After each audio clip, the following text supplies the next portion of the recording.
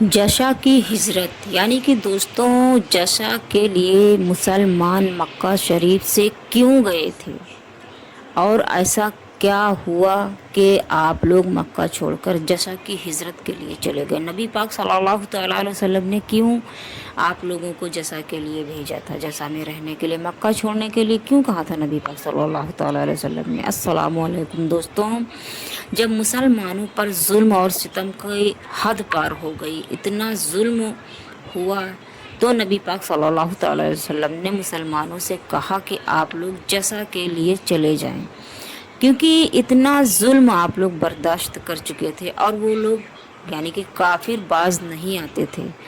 نہ جانے کتنے مسلمانوں کو شہید کر دیا، صرف اس لیے کہ وہ لوگ مسلمان ہو گئے تھے، انہوں نے اسلام کو قبول کر لیا تھا۔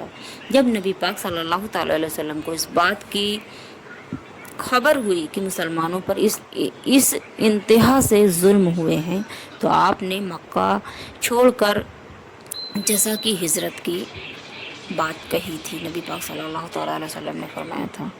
اور یہ آپ لوگ جب جزا گئے تو کافروں نے کیا کیا تھا، اور جشا کے بادشاہ نجاشی نے کیا کیا تھا؟ دوستوں اگر آپ کو جاننا ہے تو بنے رہیں لاسٹ تک اس ویڈیو میں۔ اور دوستوں اگر آپ نئے ہیں، آپ نے میرے چینل کو سبسکرائب نہیں کیا ہے، تو آپ میرے چینل کو سبسکرائب کر لیں تاکہ آپ کو ایسے ہی بہترین واقعات آگے بھی ملتے رہیں۔ چلیے دوستوں آپ کو یہ واقعہ بتاتے ہیں، شروع کرتے ہیں کہ جب جشا مسلمان پہنچے تب کافروں نے کیا کیا تھا۔ جشا کے بادشاہ کا لقب نجاشی تھا۔ عرب میں اس کے عدل اور انصاف کے عام شہر تھی، یعنی کہ یہ انصاف والا تھا، یہ مشہور تھا۔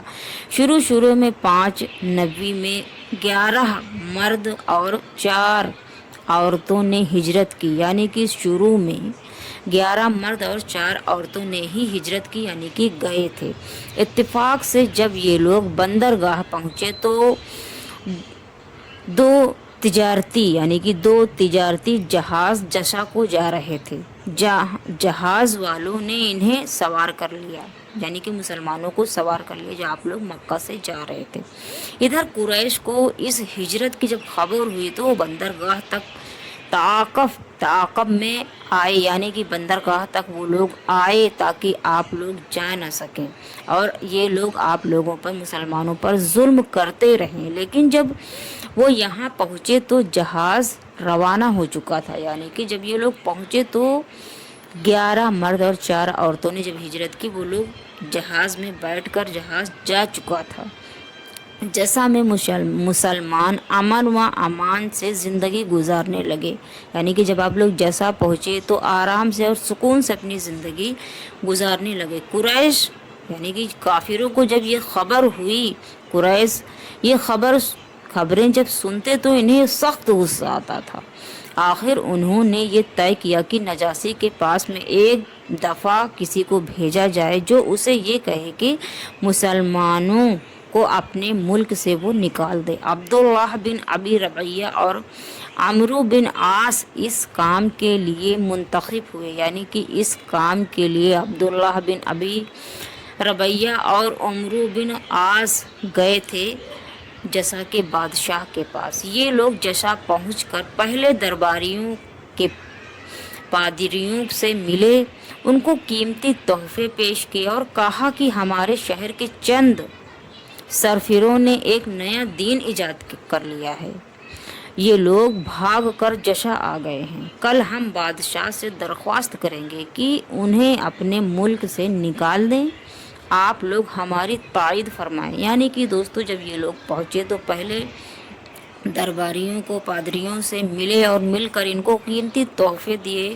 اور یہ کہا کہ کچھ لوگوں نے نیا دین ایجاد کیا ہے، اور ہم لوگ بادشاہ سے جب کل ملیں گے تو آپ لوگ بھی ہماری تائید کیجیے گا، یعنی کہ ہماری طرفداری کیجیے گا، ہماری طرف سے بولیے گا۔ دوسرے دن یہ وقت دربار میں پہنچا۔ جب یہ لوگ دوسرے دن دربار میں پہنچے تو نجاشی نے مسلمانوں کو بھی بلا بھیجا تھا۔ جب وہ آئے، یعنی کہ جب وہ لوگ آئے تو مسلمان بھی آئے، تو نجاشی نے پوچھا جب وہ لوگ آئے تو کہ تم نے کون سا نیا دین ایجاد کیا ہے؟ جو عیسائیت اور بت پرستی دونوں کے خلاف ہے۔ مسلمانوں کی طرف سے حضرت جعفر کھڑے ہوئے اور انہوں نے اس طرح تقریر شروع کی، یعنی کہ مسلمانوں کی طرف سے جب کافر لوگ آئے اور الزام لگایا تو نجاشی کے سامنے جب نجاشی نے یہ سنا تو مسلمانوں کو بھی بلوایا اور مسلمانوں سے پوچھا کہ آخر تم لوگوں نے کون سا دین ایجاد کر لیا ہے جو کہ عیسائیت اور بت پرستی دونوں کے خلاف ہے۔ مسلمانوں کی طرف سے حضرت جعفر کھڑے ہوئے اور انہوں نے بولنا شروع کیا، یعنی کہ تقریر کرنا آپ نے شروع کیا۔ اے بادشاہ، ہم لوگ ایک جاہل قوم تھے، بت کو پوجتے تھے، مرے ہوئے جانور کھاتے تھے، برے کام کرتے تھے، ہم شائیوں کو ستاتے تھے، بھائی بھائی پر ظلم کرتا تھا، طاقتور کمزور کو دباتے تھے۔ آخر ہم میں سے ایک شخص پیدا ہوا جس نے اسلام کی دعوت دی، بت پوجنے سے منع کیا اور کہا کہ ہم سچ بولیں، خون خرابے سے باز آئیں، یتیموں کا مال نہ کھائیں، ہمسائیوں کو آرام دیں، پاک دامن عورتوں پر بدنامی کا داغ نہ لگائیں، نماز پڑھیں، روزے رکھیں، زکوٰۃ دیں۔ ہم اس پر ایمان لے آئے، بت پوجنے یعنی کہ پوجنا ہم لوگوں نے چھوڑ دیا اور برائیوں سے باز آ گئے ہم لوگ، اس پر ہماری قوم ہماری جان کی دشمن ہو گئی۔ حضرت جعفر رضی اللہ تعالیٰ عنہ نے یہ باتیں بادشاہ نجاشی کے سامنے بولی۔ نجاشی نے جب یہ باتیں سنی تو نجاشی نے کہا کہ جو اللہ کا کلام ہے تمہارے پیغمبر پر اترا ہے، یعنی کہ جو اللہ کا کلام تمہارے پیغمبر پر اترا ہے وہ مجھے بھی سناؤ۔ حضرت جعفر نے سورہ مریم کی چند آیتیں پڑھی تو نجاشی رونے لگا اور کانپتی ہوئی آواز میں کہا کہ اللہ کی قسم، یہ کلام اور انجیل ایک ہی نور سے ہیں، یعنی کہ دوستوں انجیل پہلے اتار دی گئی تھی اور قرآن مجید سب سے آخری کتاب ہے اسلام کی جو کہ نبی پاک صلی اللہ تعالیٰ علیہ وسلم پر اللہ رب العزت نے اتاری ہے۔ پھر قریش کے وفد سے کہا، یعنی کہ پھر قریش سے نجاشی نے کہا کہ تم لوگ واپس جاؤ، میں ان مظلوموں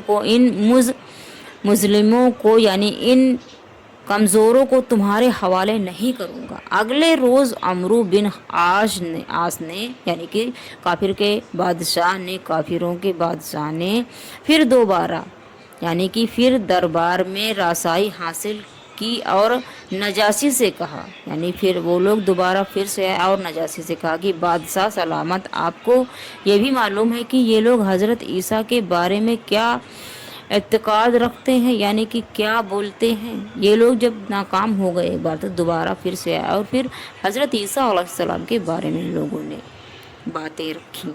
نجاشی نے مسلمانوں کو پھر سے بلوایا اور کہا کہ اس کے سوال کا جواب دیں آپ لوگ۔ حضرت جعفر رضی اللہ تعالیٰ عنہ نے کہا، ہمارے پیغمبر نے بتایا ہے کہ حضرت عیسیٰ خدا کے بندے اور پیغمبر اور کلمات اللہ کے ہیں، یعنی کہ حضرت عیسیٰ علیہ السلام خدا کے بندے ہیں، پیغمبر ہیں اور کلمہ اللہ تعالیٰ کے لیے ہے۔ نجاشی نے زمین سے ایک تنکا اٹھایا اور کہا، واللہ تم نے جو کچھ کہا ہے حضرت عیسیٰ اس تنکے کے برابر بھی اس سے زیادہ نہیں ہے، یعنی کہ اس تنکے کے برابر ہی ہے حضرت عیسیٰ علیہ السلام اور اس سے زیادہ کچھ نہیں ہے۔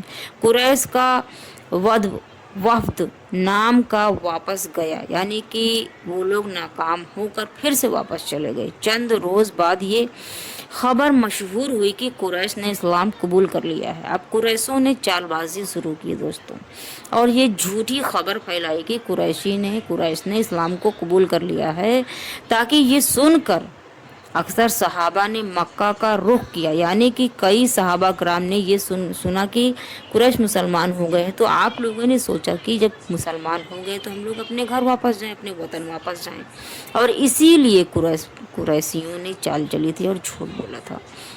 لیکن شہر کے قریب پہنچے جب آپ لوگ صحابہ کرام جب شہر کے قریب پہنچے تو معلوم ہوا کہ یہ خبر غلط تھی، جھوٹ تھی، اور یہ خبر اس لیے پھیلائی گئی تھی تاکہ ہم واپس جانے کے بجائے کسی نہ کسی طرح مکہ میں داخل ہو جائیں اور वो लोग, आप लोग जो लोग गए थे वो लोग मक्का में किसी न किसी तरह से दाखिल हो गए थे।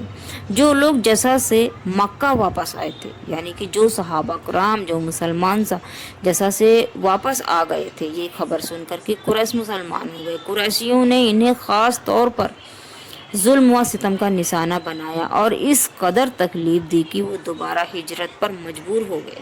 यानी कि जब आप लोग वापस आए तो इस कदर आप लोगों को फिर से वही जुल्म सितम किया और आप लोगों को इतना ज़्यादा परेशान किया, इतनी तकलीफ दी कि आप लोग दोबारा फिर जाने के लिए मजबूर हो गए। लेकिन अब हिजरत आसान नहीं थी, क्योंकि कुरैश को मालूम था कि ये लोग जा सकते हैं। तो अब हिजरत आसान न थी। कुरैश पूरी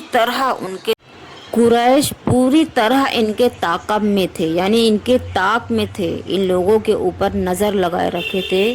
फिर भी करीबन 100 सहाबा मक्का से निकलकर जसा चले गए। यानी कि दोस्तों, कुरैश ने इतना जुल्म किया। आप लोग जब जाने के लिए, हिजरत के लिए तैयार हुए तो पूरी तरह से कुरैशियों ने नज़र रखी थी और जुल्म किए, और फिर भी इस जुल्म से बचते बचाते 100 सहाबा कराम मक्का से निकलकर जसा को चले गए थे। क्योंकि इतना जुल्म होने के बाद भी वो लोग नहीं रुके थे, झूठ पर झूठ बोलते थे। जब आप लोग वापस आए तो आप लोगों के ऊपर जुल्म। ये थी दोस्तों जैसा कि हिजरत का वाक़या। और हिजरत आप लोगों ने, आप मुसलमानों ने क्यों किया था? इसलिए कि आप लोगों के ऊपर कुरैश ने बहुत जुल्म की इंतहा पार कर दी थी। तो नबी पाक सल्लल्लाहु अलैहि वसल्लम ने फरमाया था कि आप लोग हिजरत कर लें यहाँ से, इसीलिए आप लोग वहाँ से हिजरत किए थे। और दोस्तों, ये था वाक़या जैसा कि हिजरत का, जो कि इंशाल्लाह मुझे उम्मीद है आपको पसंद आई होगी।